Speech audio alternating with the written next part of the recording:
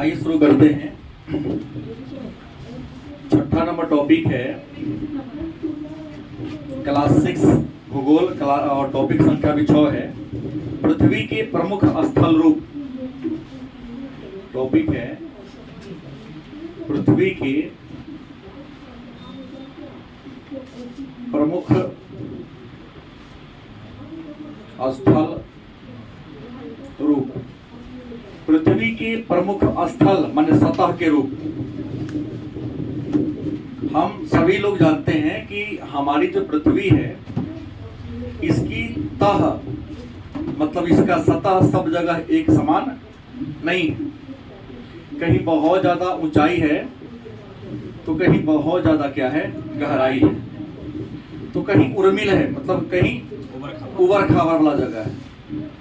समतल भूभाग बहुत ही कम देखने को मिलता है।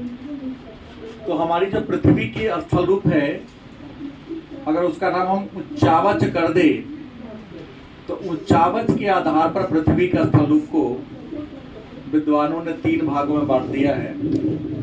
एक प्रथम श्रेणी के स्थल रूप, दूसरा द्वितीय श्रेणी के और तीसरा तृतीय श्रेणी। तो पृथ्वी पर प्रथम श्रेणी के जो स्थल रूप है उसका नाम विद्वानों ने दिया है महाद्वीप और महासागर। महाद्वीप और महासागर। महाद्वीप और महासागर को प्रथम श्रेणी के उच्चावच नाम दिया है विद्वानों ने।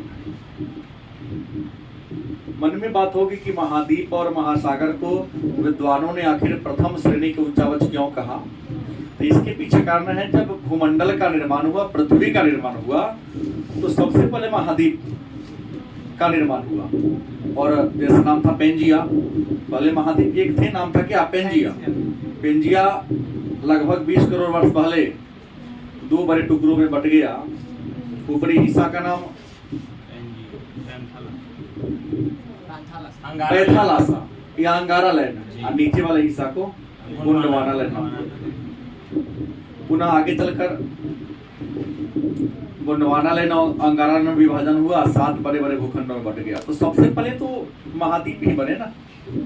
और महाद्वीप जब बने तो पेंजिया के चारों ओर जो जल था, पानी था, जिसका नाम था तेथिस सागर, उसके अलग अलग गैप में घुस गया। विद्वानों ने इसको महाद्वीप और महासागर को प्रथम श्रेणी के उच्चावच का कार्य दिया नाम। उसके बाद महाद्वीप और महासागर के निर्माण के बाद पृथ्वी जो हमारी प्लेट है, प्लेटों के आपसी टकराव या हलचल के कारण या तो ज्वालामुखी विस्फोट हुआ या भूकंप आया, तो हमारी भूमि में क्या आ गई, उभार आ गई। और भूमि में उभार आने से क्या बन गया, पहाड़, पठार, गलत कि सही, मैदान। अब पहाड़ भी के भी कई प्रकार होते हैं, पठार भी कई प्रकार के होते हैं, मैदान के भी कई प्रकार होते हैं, लेकिन फिर भी इसको हम द्वितीय श्रेणी के उच्चावच के अंतर्गत क्या करते हैं, रखते हैं। और इस पर महाद्वीप या पहाड़ पठार के घर्षण के बाद, उसके टूट फूट के बाद जो छोटे छोटे अन्य आकृतियां बन जाती हैं, या तालाब हुआ, झील हुआ, झरना हुआ, इन सारे चीज को हम तृतीय श्रेणी के उच्चावच, तालाब या मानव निर्मित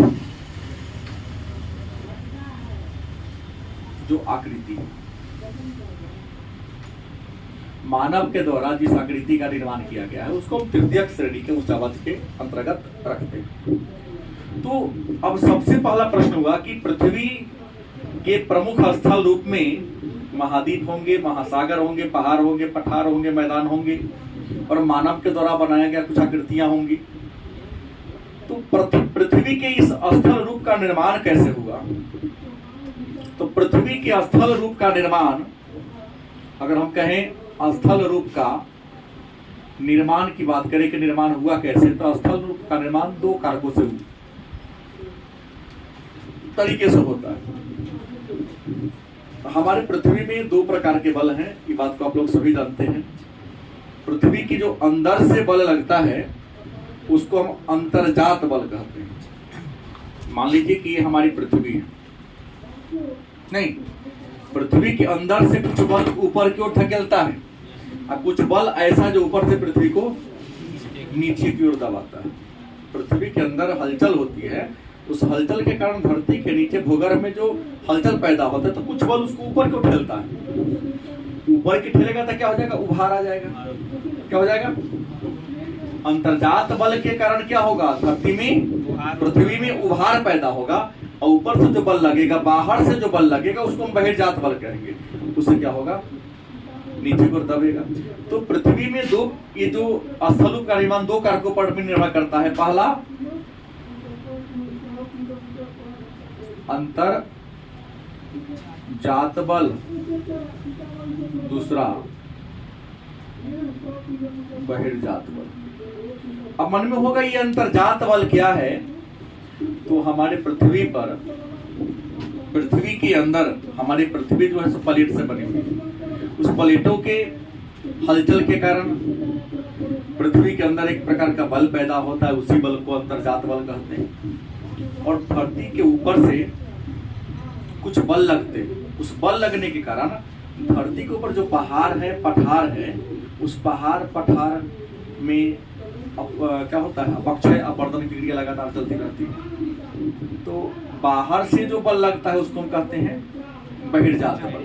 तो इसी अंतर्जात और बहिर्जात बल के कारण क्या होता है, पृथ्वी पर विभिन्न प्रकार के स्थलाकृति, पहाड़, पठार, मैदान, इन सागर, महासागर, नदी, झील, झरना, इन सब का क्या होता है, निर्माण होता है। लेकिन ये जो अंतर्जात और बहिर्जात बल है, यह तीन प्रकार के काम करता है। ये जो अंतर्जात और बहिर्जात बल है, यह कितने प्रकार के कार्य करते हैं। पहला है अपर्दन, क्या करता है, दूसरा क्या करता है, परिवहन, और तीसरा क्या करता है, नीचे पर। ये जो अंतर्जात और बहिर्जात बल है, यह कितने प्रकार के काम करते हैं, तो तीन प्रकार के काम करते हैं। पहला क्या होगा, अपर्दन। अपर्दन क्या है, तो चट्टानों का टूट फूट होना, चट्टानों का टूटना फूटना। अब चट्टान टूटने के कई रीजन होते हैं, क्योंकि हमको यही केवल लेके चलना है। चट्टानों का टूटना तीन चीजों पर निर्भर करता है, एक भौतिक, दूसरा रासायनिक, तीसरा जैविक। किसी चट्टान के टूटने फूटने के में तीन वजह है। 11 वाला टॉपिक हम लोग CRT पढ़ेंगे तो वहाँ पूरा मैं बताऊंगा विस्तार से। चट्टानों का टूटना फूटना तीन कारकों पर निर्भर करता है। एक होता है जैविक कारक से, दूसरा रासायनिक कारक से, तीसरा भौतिक कारक से। अब कहेंगे सर ये चट्टान में अपर्दन या अपक्षय भौतिक कारक आप कैसे करते हैं। भौतिक माने बाहरी कारक है। तो हम जिस इन्वायरमेंट में रहते हैं, क्या मौसम समान है, नहीं। अभी का टेम्परेचर मेरे ख्याल से 40 डिग्री सेल्सियस से ऊपर होना चाहिए, 42-43 के आसपास। अच्छा, इतनी गर्मी है कि चट्टान जो है फैल गई होगी। गर्मी पाने से, उष्मा पाने से चट्टान क्या होता है, फैलता है। गलत कि सही? लेकिन अचानक ठंड नहीं पड़ जाए, जैसे रेगिस्तानी, दुनिया का सबसे बड़ा रेगिस्तान सहारा का रेगिस्तान है, जहां दिन का तापमान लगभग 50 डिग्री सेंटीग्रेड होता है। लगभग, मैंने कहा कहीं कहीं कम भी होगा जी, कहीं ज्यादा भी होगा। सहारा का रेगिस्तान 11 देशों से घिरा हुआ है, आप लोग जानते हो। 10 है पश्चिमी अफ्रीकी क्षेत्र में, अफ्रीका के उत्तर पश्चिम में है। और मैं आपको बता दूं कि तो वहां गर्मी ज्यादा है। दिन में 40 से 50 डिग्री सेल्सियस गर्मी होती है, और रात में 0 डिग्री टेम्परेचर पहुंच जाता है। तो दिन में अगर टेम्परेचर 50 डिग्री है, चट्टान वहां चढ़ी की मालूम है, केवल कंकर पत्थर वहां भी चट्टान है सहारा के रेगिस्तान में। जल के अभाव है, फिर भी वहां पर कुछ पौधे हैं, कीड़ा मकोड़ा है कि नहीं है। तो गर्मी पाकर चट्टान क्या हुआ, लेकिन अचानक रात में क्या हुई, ठंडी पड़ी, चट्टान क्या हो गया, सिकुड़ गया, आप लोग नहीं आ जाएगी। चट्टान क्या हो गया? सिकुड़ गया। ठीक है, चट्टान क्या हो गया? सिकुड़ गया। चट्टान सिकुड़ा, या समझिए कि गर्मी हुआ, गर्मी में बरसाना होता है, दिन में फैल के गर्मी पड़ रहा है, शाम में अचानक वर्षा हुआ, उस गैप में क्या हो गया? जमा, पानी जमा। पानी जमा हो गया, क्या हो गया? पानी जमा हो गया। रात में क्या पड़ी? ठंडी। अब जानवे करते हैं कि जब किसी गह में या दरार में पानी जमा होगा तो पानी का आयतन कम होता है, और जब वह पानी बर्फ बन जाएगा तो बर्फ का आयतन क्या होता है? होता है कि नहीं होता है? ज्यादा होता है। तो जब पानी वह बर्फ बनेगा तो जो गैप है बाहर का हल्का सा, उसको तो फैलाएगा ना, चट्टान क्या होगा? ये भौतिक कारण से चट्टान टूटते हैं। दूसरा, ऐसा कोई भी चट्टान नहीं है जो एक ही प्रकार के खनिज से बना हो। अनेक प्रकार के खनिजों से, अनेक प्रकार के पदार्थों से चट्टान का निर्माण होता है। लेकिन कुछ ऐसे पदार्थ होते हैं जो काफी मुलायम होते हैं, और कुछ ऐसे चट्टान होते हैं, खनिज होते हैं जो कठोर होते हैं। मान लिया कि रेगिस्तानी क्षेत्र में या किस क्षेत्र में ऊंचा ऊंचा पहाड़ खड़ा है या पठार है, हवा का झोंका आया, क्या आया? हवा का झोंका आया। हवा का झोंका आएगा, जो मुलायम उसमें खनिज होंगे, हवा उसको उड़ के क्या करेगा? लेकिन जो कठोर होगा रह जाएगा इससे। तो मुलायम उस उड़िया के ले गया ना, लेकिन धीरे धीरे बार बार उस पर धक्का लगे, छेद हो गया, धक्का लगे तो गिर जाएगा ना वो। ये हो गया आपका कौन? रासायनिक। या वर्षा हुआ, चट्टान में कुछ ऐसे खनिज पदार्थ हैं जो वर्षा के जल में घुल जाते हैं। पहाड़ पर वर्षा की बूंदें पड़ेगी, पानी में घुल के भर जाएंगे, चूना पत्थर ठोस रह जाएगा, चूना उसमें घुल के बाहर निकल जाएगा। ये भी रासायनिक कारक है। अजैविक कारण में पार जो कुछ ऐसे जीव है जो चूहा जैसे क्या बोलते हैं, बिल में रहते हैं, तो जब पहाड़ के नीचे सुरंग बनाएगा तो नीचे का माटी तोड़ के बाहर लाएगा तो अपने आप फंसेगा। या पहाड़ पर पेड़ पौधा जम जाते हैं, पेड़ पौधा जब उसका सोड़ जाएगा अंदर तक, जब आप पतला सोड़ था तो कुछ नहीं, लेकिन धीरे धीरे सोड़ उसका क्या होगा? जड़ उसका क्या होगा? मोटा होगा। जड़ मोटा होगा तो चट्टान को क्या करेगा? फैलाएगा, फाड़ेगा, उठ के गिरेगा। तो चट्टानों में अपर्दन मतलब कोई चट्टान अपने स्थान पर टूट फूट जाता है, टूट फूट के बिखर जाता है तो क्या कहलाता है? हवा का झोंका आया, नदी की लहरें आई, उस चट्टान को उठा के ले गया, ढो के ले गया तो क्या कहेंगे? लेकिन उस हवा की गति में कमी आएगी, नदी की जलधारा में कमी आएगी, तो जो नदी की जलधारा के साथ या हवा के झोंका के साथ जो चट्टान उड़ के जा रहा है, जो पत्तियां उड़ के जा रही है, हवा की गति कम होगी, जहाँ का वहां क्या हो जाएगा? उसे क्या कहेंगे? तो हमारे पृथ्वी पर स्थल के इस रूप का निर्माण अंतर्जात धरती के अंदर भी अपर्दन, परिवहन और निक्षेपण होता है कि ना होता है? होता है ना, क्योंकि धरती के अंदर भी तो चूना पत्थर है। मान लो धरती के अंदर पानी घुस गया, चूना को तो गला के ले जाएगा, जो कठोर चट्टान वही खड़ा रहेगा। तो धरती के अंदर भी अपर्दन, परिवहन और निक्षेपण क्रियाएं लगातार चलती रहती है। आप धरती के ऊपर तो हो रहा ही तो आप देख ही रहे हैं, इसमें कोई डाउट है नहीं है। तो ऐसे निर्माण होता है। अब सवाल आता है, तो आपने कहा पर्वत, तो हल्का शब्द डालने के पर्वत क्या है? पर्वत को अंग्रेजी में कहते हैं माउंटेन। तो पर्वत उस उच्च भूमि को कहते हैं, पर्वत उस उच्च भूमि को कहते हैं जिसका आधार क्या होता है? चौड़ा, और शीर्ष क्या होता है? संकरा या संकीर्ण। गलत विषय। पर्वत उस उच्च भूमि को कहते हैं। परिभाषा और डिफरेंस है, ज्यादा जाता है, लेकिन आसान शब्दों में समझना हो तो जिसका आधार क्या होगा? चौड़ा होगा, और शीर्ष क्या होगा? संकीर्ण, या इसको नुकीला कहेंगे तो हम अंतर होगा, दिक्कत होगा कोई? नुकीला होगा। क्या कहेंगे? पर्वत या पहाड़ कहेंगे। नहीं, नदी केवल पानी का ही नहीं होता है, नदी बर्फ का भी होता है। और याद रखते हैं ना कि बर्फ की नदी को हिमानी चाहे हिमनद के नाम से जानते हैं। अब सवाल है कि पर्वत, हमने कहा कि पर्वत उस उच्च भूमि को कहते हैं जिसका आधार चौड़ा और शीर्ष नुकीला या पतला होता है। तो मन में एक प्रश्न होगा कि इस पर्वत होते कितने प्रकार के? हालांकि पर्वत के अनेक सारे रूप हैं, लेकिन जो टॉपिक हम लोग लेके चल रहे हैं इसके अनुसार मात्र पर्वत 3 प्रकार का होता है। तो रियल जो प्रकार है पर्वत के कितने प्रकार हैं? 3 प्रकार के पर्वत होते हैं। पहला वलित पर्वत, कौन पर्वत है? वलित पर्वत। दूसरा भरसोत पर्वत। तीसरा ज्वाला मुखी पर्वत। तो पर्वत के प्रकार कितने होते हैं? तो आप जान रहे हैं कि पर्वत 3 प्रकार के होते हैं। पहला कौन है? वलित पर्वत। वलित पर्वत को हम मुर्दार पर्वत भी कहेंगे। ब्लॉक माउंटेन नहीं, वलित पर्वत कहता भैया मुर्दार। ब्लॉक माउंटेन अलग होता है। ब्लॉक का मतलब रोक देना। ब्लॉक माने क्या हो गया? अब यहाँ तो है नहीं, ज्योग्राफी ऑनर्स में बात होती है तो ब्लॉक पर्वत बनता कैसे है। तो मान लिया कि ये भूमि का ये बहुत बड़ा टुकड़ा है। मान लीजिए भूमि का एक बहुत बड़ा टुकड़ा है। अचानक होता क्या है, कभी कभी अचानक, देखिए संजोग है ये सब।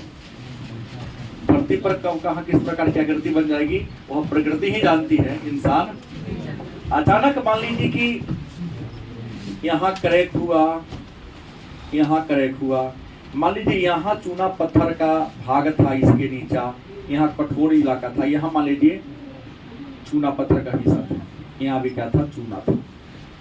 तो मान लीजिए कि यहाँ जल घुस गया, पानी घुस गया, यहाँ पानी घुस गया और यहाँ कठोर चट्टान था। क्या था? कठोर चट्टान था। तो जब नीचे का पानी अचानक घुसेगा तो चूना पत्थर तो बहा के दूर ले जाएगा। तो यहाँ का पूरा जगह क्या हो गया? खाली। यहाँ का जगह क्या हो गया? खाली। यहाँ तो सीधा खड़ा है, तो बड़ी आसानी से ये वाला भाग क्या हो जाएगा? टूट जाएगा। क्या होगा? टूट जाएगा और ये वाला इस आधार पर आके जम जाएगा। तब देखिए यहाँ के लोग पहले यहाँ तक था तो यहाँ के लोग बड़ी आसानी से यहाँ जाते थे, यहाँ के लोग बड़ी आसानी से। अब यहाँ के लोग को यहाँ आने में और यहाँ के लोग को यहाँ आने में तो ब्लॉक हो गया ना। नहीं, ऐसा जब पर्वत कहेगा तो इसको कहते ब्लॉक पर्वत। और अमेरिका में है ना बासेज या कई पर्वत जो ब्लॉक पर्वत के गया है। हाँ, ब्लॉक पर्वत तो ज्वालामुखी पर्वत है। फ्यूजियामा तो ज्वालामुखी पर्वत जापान। हाँ, तो ऐसे ब्लॉक पर्वत हमने कहा कि केवल यहाँ 3 ही जानना है जो पाठ्यक्रम के ये है। बाकी कंटिन्यू रहेंगे तो उसका पुनः पॉलिटिकल शुरू होगा 11 वाला का। साइकोलॉजी 2 पाठ खत्म होने के बाद पुनः ज्योग्राफी आ गया तो वहाँ सब जाइए। तो बलित पर्वत, मान लिया कि बलित पर्वत बनता कैसे है? तो भूमि में भ्रंश बन गया। क्या बन गया? भ्रंश।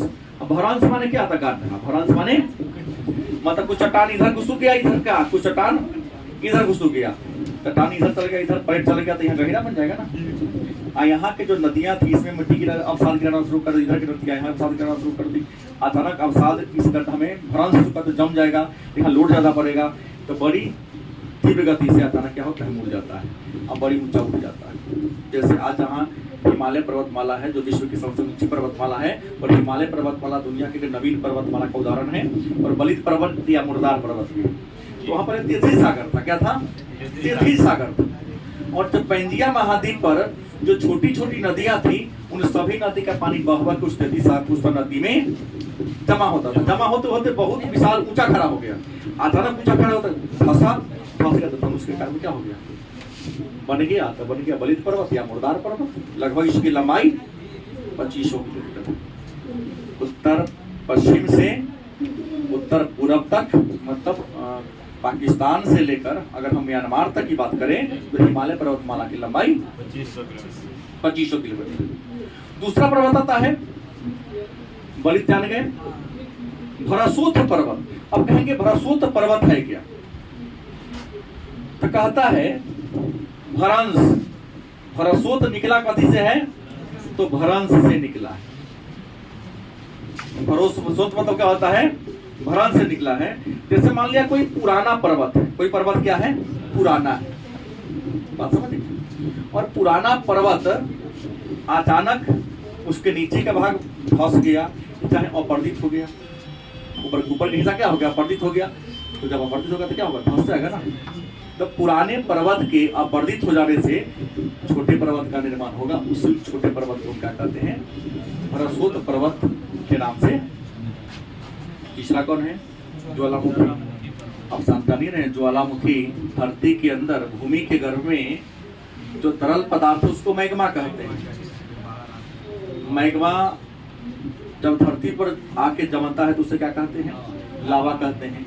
तो धरती के अंदर फटा और धरती के अंदर से जब फटा तो इसमें से निकलने लगा क्या? मैग्मा। लावा ऐसे जमा होते होते पूरा लावा का एक ऊंचा ये बन जाता है। इसका नाम क्या कहेंगे हम लोग? ज्वालामुखी की क्रिया के दौरान जो अंदर का मैग्मा निकला अब धरती के पर आके धीरे धीरे जमा होकर ऊंचा आकृति बना लेता है, तो क्या कहेंगे? ज्वालामुखी पर्वत, क्योंकि इसका निर्माण तो ज्वालामुखी क्रिया के द्वारा होता है। लेकिन ज्वालामुखी पर्वत को हम संचयित पर्वत भी कहते हैं, क्योंकि लावा के संचयन से, लावा की जमाव से यह बना है, इसलिए ज्वालामुखी पर्वत को हम संचयित पर्वत के नाम से भी जानते हैं। गलत कि सही? ये हो गया आपका ज्वालामुखी पर्वत। जैसे आपने कहा ना जापान का फ्यूजियामा, अफ्रीका का किलिमंजारो, ये सब ज्वालामुखी क्रिया से बना हुआ। ये अब मन में होगा तो सर पर्वत बता दिए तो पठार भी कह ही दिया जाए कि पठार कहते किसे? पठार का डिफिनेशन क्या होगा? तो पठार उस उच्च भूमि को कहते हैं, पठार उस उच्च भूमि को कहते हैं जिसका आधार चौड़ा होता है लेकिन शिखर भी मेज के समान चौड़ा होता है। बाहर का शिखर क्या होता है? नुकीला होता है, लेकिन जो पठार भी उच्च भूमि होता है लेकिन इसका शिखर नुकीला नहीं होता है, मेज के जैसा सपाट। थोड़ा ऊपर खाड़ी होगा टेंशन मत लीजिए, शिकायत नहीं हो जाएगा, आराम से बिना हिला के बैठ सकते हैं।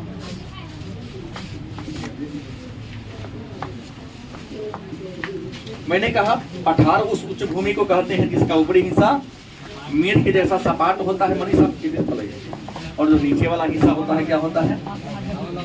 लड़की लोग अभी आराम से ये होता है। अब सवाल होता है तो पठार के कुछ उदाहरण बताइए।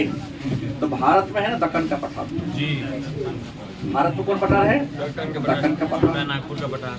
दक्कन के पठार किसके अलावे विश्व का सबसे ऊंचा पठार पामीर का पठार है? नहीं, जिसको तिब्बत का पठार भी कहते हैं। तिब्बत का पठार इतना ऊंचा है कि तिब्बत के पठार को संसार का छत, तिब्बत का पठार विश्व का सबसे ऊंचा पठार है, इतना ज्यादा ऊंचा है कि उसे संसार का छत कहते हैं। लेकिन याद रखिएगा संसाधन के दृष्टिकोण से, खनिज संपदा के दृष्टिकोण से सबसे ज्यादा महत्वपूर्ण कौन है? पठार। क्योंकि पठार अनेक प्रकार के खनिज संसाधनों का क्या है? भंडार है। जैसे अगर छोटा नागपुर की पठार की बात करें तो छोटा नागपुर के पठार में इतने ज्यादा खनिज भंडार संसाधन है क्या कि उसे विद्वानों ने क्या नाम दिया? दक्कन के पठार में इतने ज्यादा खनिज संसाधन भरे पड़े हैं कि दक्कन के पठार को विद्वानों ने नाम दिया रत्न गर्भा। नहीं, जितना खनिज संसाधन दक्षिण भारत में है अपने उत्तर भारत में है नहीं। तो पठार खनिज संसाधन के दृष्टिकोण से क्या है? बड़े बड़े होते हैं। जैसे आप छोटा नागपुर के पठार में हुंडरू जलप्रपात निकला है। उसके बाद दक्षिण अफ्रीका की बात करते हैं, दक्षिण अफ्रीका भी पठार है जो सोना चांदी और हीरा के लिए फेमस है ना। दक्षिण अफ्रीका में जो पठार है वो सोना चांदी और हीरा के लिए फेमस है। मैदान की बात करते हैं तो धरती पर जो समतल भूभाग है ना, समतल भूभाग को क्या कहते हैं? मैदान। लेकिन मैदान का निर्माण भी अनेक कार्यों पर निर्भर करता है। यहाँ नहीं ये करना है, लेकिन 11 में बताऊंगा। अंतरा पर्वतीय मैदान होगा, नदी के द्वारा भी मैदान का निर्माण किया जाता है। तो मैदान अनेक प्रकार के होते हैं, लेकिन मैदान की सबसे बड़ी परिभाषा, अच्छी परिभाषा क्या है कि समतल भूभाग को हम मैदान कहते हैं। मैदान का निर्माण अगर नदी के द्वारा होगा तो उसको हम जलोढ़ का मैदान या आप कहेंगे, हिमानी के द्वारा होगा तो अपोढ़ का मैदान कहेंगे, हवा के द्वारा होगा तो उसको हम लोयस का मैदान कहेंगे, समुद्री ज्वार के द्वारा होगा तो उसको हम ज्वारीय मैदान कहते हैं। ज्वार भाट आएगा तो समुद्र से कुछ अवसाद लेके आएगा, जमा कर देगा।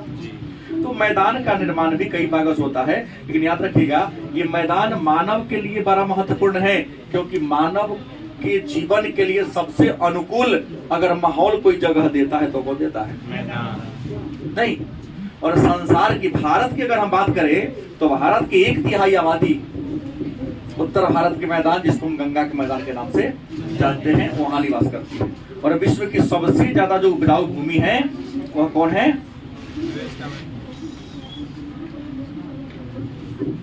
नदी के द्वारा बनाई गई मैदान ही। और भारत का जो गंगा का मैदान है यह विश्व का सबसे अधिक उपजाऊ क्षेत्र है, और खास करके इसका जो डेल्टाई क्षेत्र है जो गंगा और ब्रह्मपुत्र नदी के मिलने से बना है, और दुनिया में उससे ज्यादा उपजाऊ क्षेत्र। अलग बात है कि भारत में उसका हिस्सा कम पड़ता है, बांग्लादेश में ज्यादा पड़ता है, तो लाभ उसको मिल रहा है। ये होते हैं कौन? मैदान। रह गया टॉपिक भारत के बारे में, तो ये बड़ी आसान है क्योंकि मानचित्र की सहायता से आप लोग कई बार पढ़ चुके हैं। भारत की स्थिति और विस्तार, उसको देखने की जरूरत 7 में हम लोग प्रवेश करेंगे।